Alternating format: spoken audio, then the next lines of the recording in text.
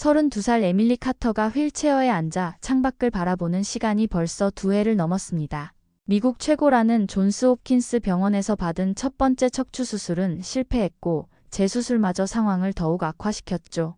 의사들은 불가피한 합병증이라고 설명했지만 에밀리에게는 그저 변명으로만 들렸어요. 프리랜서 그래픽 디자이너로 활동하던 그녀의 일상은 완전히 뒤바뀌었습니다. 한때 창의적인 작업으로 가득했던 하루하루가 이제는 통증과의 싸움으로 점철되었죠. 진통제 부작용으로 집중력은 떨어지고 클라이언트들과의 약속을 지키기 어려워지면서 일거리도 점점 줄어들었어요. 더 이상 시도할 방법이 없습니다. 담당 의사 마틴 블레이크 박사의 차가운 선언이 진료실에 울려 퍼졌어요. 그는 두꺼운 의료 차트를 덮으며 어깨를 으쓱했습니다. 현재 상태를 유지하는 것이 최선이에요. 물리치료를 꾸준히 받으시고 통증 관리에 집중하세요. 에밀리는 침묵 속에서 그의 말을 소화하려 애썼어요. 32살, 앞으로 50년은 더 살아야 할 인생인데 이대로 포기하라는 뜻일까요? 집으로 돌아가는 길에 휠체어를 밀어주던 언니 사라의 한숨 소리가 유독 크게 들렸습니다. 에밀리, 현실을 받아들여야 해. 더 이상 무리하지 말고. 사라의 목소리에는 안타까움과 체념이 동시에 묻어 있었어요. 변호사인 언니는 언제나 현실적이었지만 이번만큼은 그 현실주의가 너무 잔혹하게 느껴졌습니다. 밤늦은 시간, 에밀리는 노트북 앞에서 무심코 소셜미디어를 스크롤하고 있었어요. 우연히 눈에 띈 기사 제목이 그녀의 손가락을 멈춰 세웠습니다. 한국, 세계 척추 수술 성공률 1위. 미국 환자들 잇따라 의료관광 선택이라는 헤드라인이었죠. 기사를 클릭하자 놀라운 통계들이 펼쳐졌습니다. 한국의 척추 수술 성공률이 98%에 달한다는 것, 특히 복잡한 재수술 케이스에서도 높은 성과를 보인다는 내용이었어요. 미국에서 포기했던 환자들이 한국에서 새로운 삶을 찾았다는 사례들도 가득했습니다. 에밀리의 심장이 빨라지기 시작했어요. 이것이 마지막 희망일 수도 있다는 생각이 스쳤습니다. 하지만 동시에 두려움도 밀려왔죠. 또 다른 실패를 감당할 수 있을까? 이미 2번의 수술 비용으로 저축은 바닥났고 가족들의 걱정, 어린 시선도 견디기 힘들었어요. 그날 밤 에밀리는 잠들지 못했습니다. 창문 너머로 새벽이 밝아오는 것을 보며 그녀는 인생에서 가장 중요한 결정을 내려야 한다는 것을 직감했어요. 다음 날 아침 에밀리는 가족들을 거실로 불러 모았습니다. 언니 사라와 부모님 앞에서 한국행 계획을 털어놓자 예상했던 대로 격렬한 반대가 쏟아졌어요. 미쳤어? 비행기 타는 것만으로도 척추에 무리가 갈 텐데. 사라가 목소리를 높였습니다. 그리고 언어도 통하지 않는 나라에서 수술을 받는다고? 완전히 정신 나간 소리야. 아버지도 고개를 저으며 말했어요. 에밀리, 우리도 내 마음을 이해하지만 이미 여기서 최선을 다했잖아. 더 이상 돈을 낭비할 여유도 없고. 돈 낭비라고요? 에밀리의 목소리에 떨림이 묻어났습니다. 제 인생이 돈 낭비인가요? 어머니가 눈물을 글썽이며 다가왔어요. 그런 뜻이 아니야, 에밀리. 우리는 네가 다시 다칠까봐 걱정되는 거야. 만약 거기서 뭔가 잘못되면. 에밀리는 휠체어에 앉은 채로 가족들을 둘러보았습니다. 그들의 걱정이 진심이라는 걸 알았지만 동시에 그 걱정이 자신을 더욱 답답하게 만들었어요. 모든 사람이 포기하라고 말하는 상황에서 혼자서라도 희망을 붙잡고 싶었습니다. 저는 이미 죽은 것이나 다름없어요. 에밀리의 목소리가 조용해졌습니다. 매일 통증에 시달리고 아무것도 할 수 없는 이 상태로 평생을 살 수는 없어요. 적어도 시도는 해봐야죠. 사라가 한숨을 쉬며 앉았어요. 에밀리, 현실적으로 생각해봐. 비행기표, 수술비, 체류비. 도대체 얼마나 들 것 같아? 우리 집안 형편 알잖아. 제가 알아서 할게요. 에밀리는 단호하게 대답했습니다. 저축한 돈이 있고 필요하면 대출도 받을 거예요. 가족들의 표정이 더욱 심각해졌어요. 며칠간 집안은 냉전 상태가 이어졌습니다. 식사 시간마다 어색한 침묵이 흘렀고 에밀리는 점점 더 고립감을 느꼈어요. 그러던 어느 날 밤 에밀리는 조용히 노트북을 켜고 한국 항공료를 검색했습니다. 편도 티켓 가격을 확인하고 환율을 계산하며 대략적인 비용을 산출해봤어요. 생각보다 많은 돈이 필요했지만 불가능한 수준은 아니었습니다. 마지막 저축액을 확인하며 에밀리는 깊이 생각에 잠겼어요. 이것이 정말 옳은 선택일까? 실패하면 정말로 모든 것을 잃게 될 텐데. 하지만 현재 상태로 계속 살아가는 것도 살아가는 것이라고 할 수 있을까요? 새벽 3시 에밀리는 마침내 결심했습니다. 떨리는 손으로 항공권 예약 페이지에 접속해서 결제 버튼을 눌렀어요. 신용카드 승인 메시지가 떴을 때 그녀는 자신의 운명이 바뀌는 순간을 느꼈습니다. 인천국제공항에 발을 딛는 순간 에밀리는 자신이 얼마나 무모한 결정을 했는지 실감했습니다. 14시간의 긴 비행으로 몸은 만신창이가 되어 있었고 휠체어 서비스를 받으며 입국장으로 나오는 동안 통증은 더욱 심해졌어요. 한글로 가득한 공항 안내판들을 보며 에밀리는 막막함을 느꼈습니다. 미리 번역 앱을 다운받아 두긴 했지만 실제 상황에서는 생각보다 소통이 어려웠어요. 택시를 타고 서울 시내로 향하는 동안 창밖으로 펼쳐지는 낯선 풍경들이 그녀의 불안감을 더욱 키웠습니다. 서울대학교 병원에 도착한 에밀리는 예약된 진료를 위해 접수를 마쳤어요. 대기실에서 기다리는 동안 주변에서 들리는 한국어 대화들이 마치 다른 세상의 소리처럼 느껴졌습니다. 과연 자신이 여기서 제대로 치료받을 수 있을까 하는 의구심이 들었어요. 에밀리 카터 씨? 간호사가 이름을 부르자 에밀리는 휠체어를 타고 진료실로 향했습니다. 박준호 교수는 40대 중반의 차분한 인상을 가진 의사였어요. 그는 유창한 영어로 에밀리를 맞이했습니다. 멀리서 오시느라 고생 많으셨어요. 미리 보내주신 의료 기록을 검토해봤는데 박 교수의 표정이 점점 심각해졌습니다. 상황이 생각보다 복잡하네요. 에밀리의 심장이 빨라졌어요. 복잡하다는 게 무슨 뜻인가요? 박 교수는 컴퓨터 화면에 띄워진 엑스레이 사진을 가리키며 설명했습니다. 기존에 받으신 2번의 수술이 오히려 상황을 악화시켰어요. 척추 주변 조직에 심각한 유착이 생겼고 신경 손상도 예상보다 깊습니다. 그럼 치료가 불가능하다는 뜻인가요? 에밀리의 목소리가 떨렸어요. 불가능하지는 않습니다. 박 교수가 신중하게 말했습니다. 하지만 매우 복잡한 수술이 필요하고 성공 확률도 솔직히 말씀드리면 50% 정도입니다. 에밀리는 순간 머릿속이 하얘졌어요. 미국에서 듣던 절망적인 진단과 크게 다르지 않았습니다. 한국까지 와서도 똑같은 이야기를 듣게 될 줄은 몰랐어요. 하지만 시도해 볼 만한 가치는 있습니다. 박 교수가 덧붙였습니다. 최신 미세수술 기법을 활용하면 기존 수술의 문제점들을 해결할 수 있어요. 다만 시간이 오래 걸리고 비용도 만만치 않을 겁니다. 비용이 얼마나 되나요? 보험 적용이 안 되는 신기술이라 대략 3억 원 정도 예상됩니다. 에밀리는 숨이 막혔어요. 3억 원이라니. 자신이 가진 전 재산의 3배가 넘는 금액이었습니다. 병원을 나서며 그녀는 깊은 절망에 빠졌어요. 희망을 품고 한국까지 왔는데 결국 돈 때문에 포기해야 하는 상황이 될 줄은 몰랐습니다. 호텔 방에서 에밀리는 가족들에게 전화를 걸었습니다. 시차 때문에 새벽 시간이었지만 언니 사라가 전화를 받았어요. 어떻게 됐어? 사라의 목소리에는 걱정이 묻어 있었습니다. 3억 원이래요. 보험도 안 돼요. 에밀리의 목소리가 떨렸어요. 전화 너머로 긴 침묵이 흘렀습니다. 에밀리, 그 돈을 어떻게 마련할 거야? 모르겠어요. 대출을 받아야 할 것 같은데. 미쳤어. 3억 원을 빚으로 만들어서 도박하자는 거야? 사라의 목소리가 높아졌습니다. 당장 돌아와. 이 이상 무리하지 마. 언니, 제발. 에밀리, 현실을 봐. 네가 지금 하려는 건 인생을 완전히 망치는 일이야. 실패하면 평생 빚더미에서 살아야 해. 전화가 끊어진 후 에밀리는 혼자 울었습니다. 가족들의 반대도 이해되었지만 포기하기에는 너무 억울했어요. 여기까지 와서 그냥 돌아간다면 평생 후회하며 살게 될 것 같았습니다. 다음날 아침 에밀리는 다시 박준호 교수를 찾아갔어요. 교수님, 수술비를 분할로 낼 수는 없을까요? 아니면 다른 방법이. 박 교수가 고개를 저었습니다. 병원 정책상 어렵습니다. 하지만 그가 잠시 망설이더니 말을 이었어요. 해외 환자를 위한 의료진 후원 프로그램이 있긴 합니다. 제가 개인적으로 일부 비용을 지원할 수 있어요. 정말요? 네, 하지만 그래도 2억 원 정도는 준비하셔야 해요. 에밀리는 계산해봤습니다. 자신의 전 재산 1억 원에 대출 1억 원. 불가능하지는 않았어요. 하지만 실패하면 정말로 모든 것을 잃게 될 상황이었습니다. 그날 밤 에밀리는 가족들과 화상통화를 했어요. 저는 하고 싶어요. 실패하더라도 후회하지 않을 거예요. 너 정말 미쳤구나. 아버지가 한숨을 쉬었습니다. 그 돈으로 평생 편하게 살 수 있는데 편하게 사는 게 제 목표가 아니에요. 에밀리의 목소리가 단호해졌습니다. 다시 걷고 싶어요. 정상적인 삶을 살고 싶어요. 사라가 냉정하게 말했어요. 에밀리, 네가 실패할 확률이 50%래. 그 말은 절반은 망한다는 뜻이야. 그럼 절반은 성공한다는 뜻이기도 하죠. 너는 항상 그런 식이야. 현실을 외면하고 꿈만 쫓으니까 지금 이 꼴이 된 거 아냐? 그 말에 에밀리는 깊이 상처받았어요. 하지만 동시에 더욱 확신이 섰습니다. 제 인생이에요. 실패해도 이번엔 제가 선택할 거예요.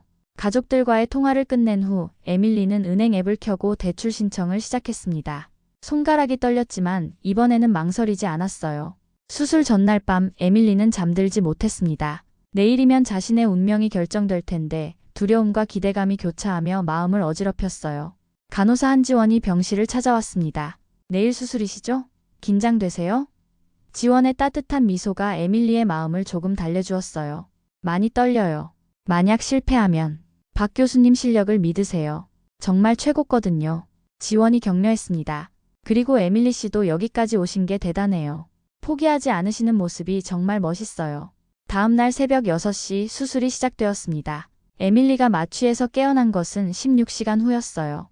중간에 심정지 위기까지 있었다고 했지만 다행히 수술은 성공적으로 마무리되었습니다. 축하드려요. 박 교수의 목소리가 들렸을 때 에밀리는 눈물이 났어요. 수술은 성공했습니다. 이제 회복에 집중하시면 됩니다. 처음으로 오랜만에 극심한 통증 없이 눈을 뜬 순간이었어요.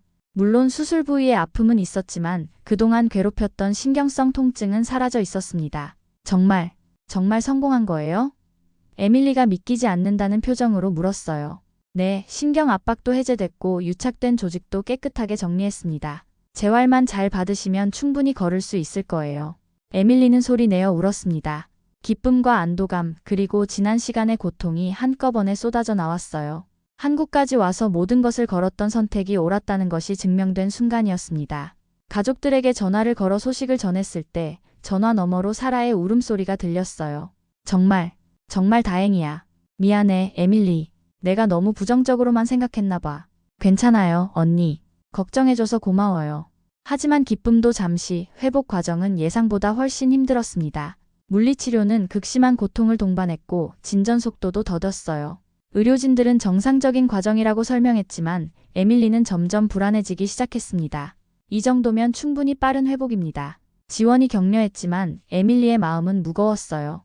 빚까지 져가며 수술받았는데 정말로 완전히 회복될 수 있을까 하는 의심이 들기 시작했습니다. 그런 상황에서 더욱 충격적인 소식이 들려왔어요. 재활치료를 시작한 지 한 달이 지났을 때 지원이 심각한 표정으로 에밀리를 찾아왔습니다.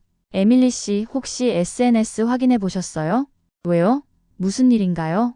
지원이 보여준 스마트폰 화면에는 충격적인 내용이 담겨 있었어요. 에밀리의 전 담당 의사였던 마틴 블레이크 박사가 자신의 소셜미디어에 올린 글이었습니다. 한국 의료관광의 위험성에 대해 경고하고 싶다. 최근 우리 병원 환자였던 이 씨가 한국으로 가서 수술을 받았는데 예상했던 대로 합병증이 발생했다. 검증되지 않은 해외 치료를 선택하는 것이 얼마나 위험한지 보여주는 사례다. 에밀리는 분노로 온몸이 떨렸어요. 이게 무슨 소리예요? 제 수술은 성공했는데. 더 충격적인 것은 이 글이 빠르게 확산되고 있다는 사실이었습니다. 미국의 여러 의료 관련 커뮤니티에서 에밀리의 사례가 한국 의료관광 실패 사례로 회자되고 있었어요. 심지어 그녀의 이름까지 거론되며 조롱하는 댓글들이 달리고 있었습니다. 바보 같은 여자. 미국 최고 병원을 믿지 않고 한국까지 가서 돈만 날렸네. 이런 환자들 때문에 한국 의료진들만 돈벌이 하는 거야. 결국 실패했으면서 아직도 인정 못하나? 에밀리는 절망에 빠졌어요. 자신이 거짓말을 하고 있는 것처럼 취급당하는 상황이 견디기 어려웠습니다.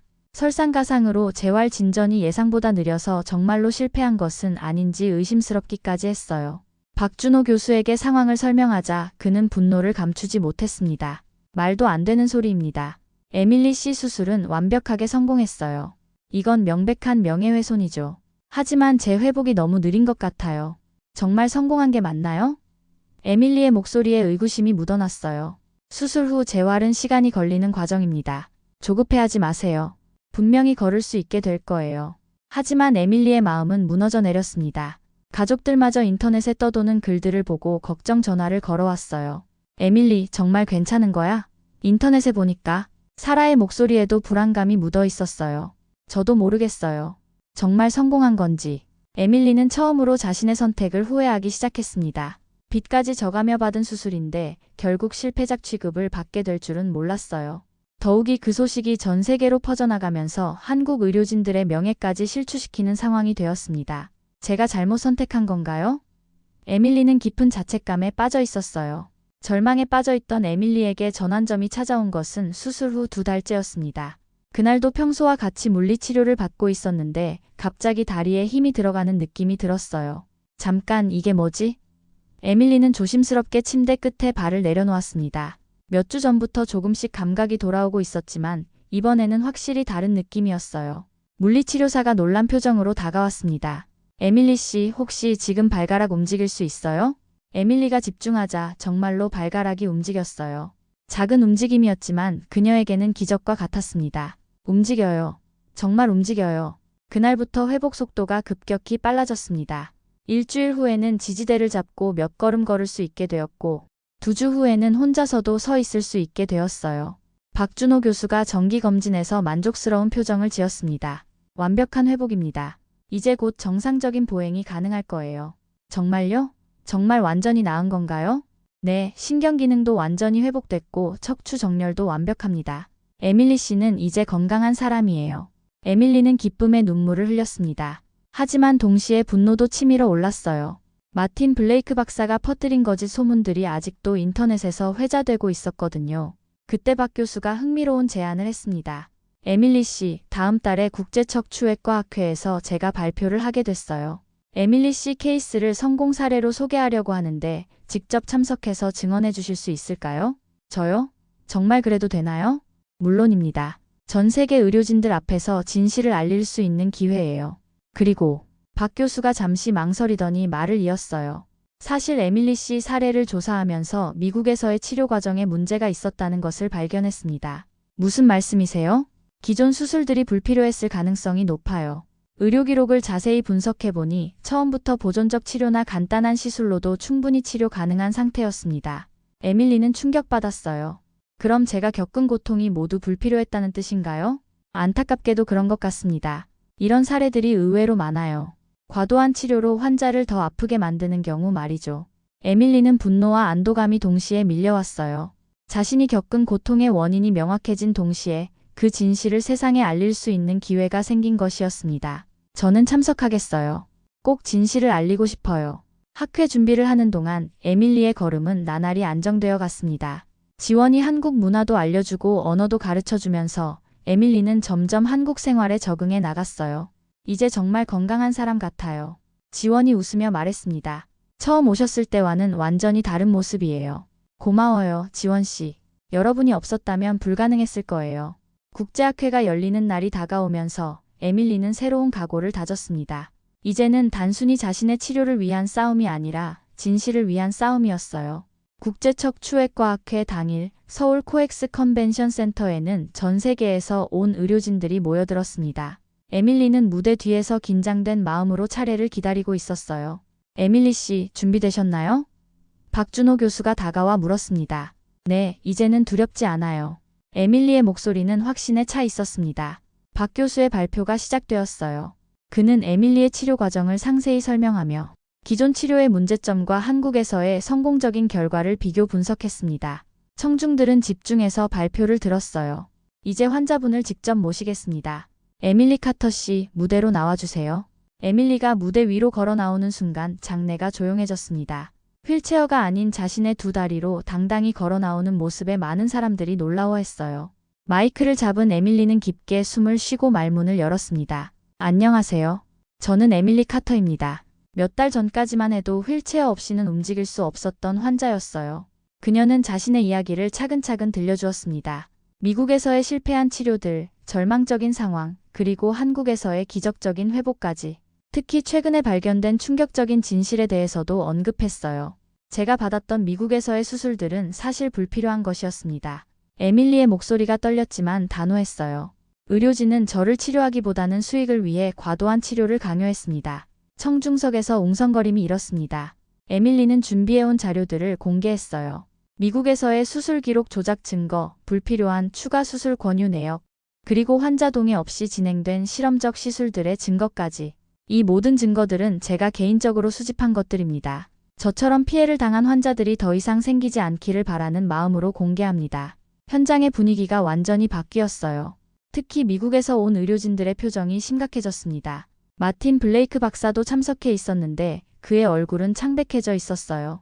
몇 달 후 에밀리는 서울 한강공원을 걷고 있었습니다. 따뜻한 봄 햇살이 얼굴에 닿는 것을 느끼며 그녀는 카메라를 향해 미소를 지었어요. 내 삶을 빼앗으려 한 사람들에게 가장 완벽한 복수는 바로 나의 행복이었습니다. 에밀리의 목소리는 평온하고 자신감에 차 있었어요. 포기는 선택이지만 복수는 성공으로 증명하는 것이죠. 한강에서 바라본 서울의 스카이라인이 석양에 물들어가고 있었습니다. 에밀리는 자신의 두 다리로 그 아름다운 풍경을 바라보며 진정한 자유를 만끽하고 있었어요. 그녀의 여행은 치료를 위해 시작되었지만 결국 새로운 삶과 진정한 자아를 찾는 여정이 되었습니다.